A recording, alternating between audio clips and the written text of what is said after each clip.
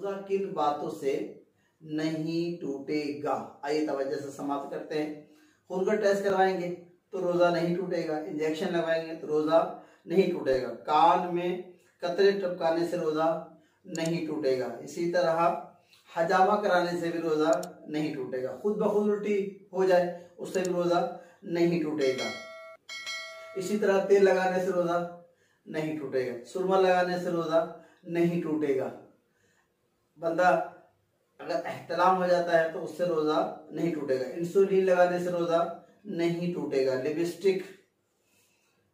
लगाने से रोजा नहीं टूटेगा। तो प्यारे इस्लामी भाई, रोजा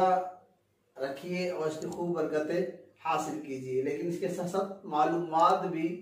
होना हमारे लिए बहुत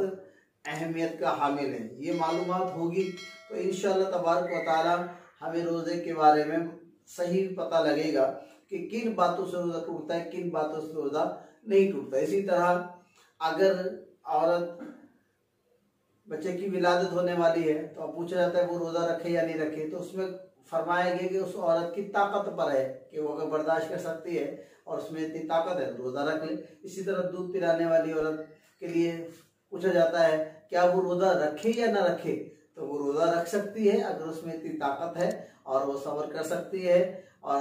तो इंशाअल्लाह तबारक व तआला रोजा रखना कोई मुश्किल नहीं है। हाँ, अब रोजा कहाँ नहीं रखा जाएगा इस बात को मद्देनजर, जिसमें डॉक्टर्स मना कर दे, आप में एबिलिटी, आप में क्वालिटी, आप में वो तवानाई नहीं, तो उसकी डॉक्टर की इजाजत से, और आपको भी लगे मेरे अंदर वो हिम्मत नहीं है, तो फिर रोजा नहीं रखा जाएगा। अल्लाह ताला हमें अमल की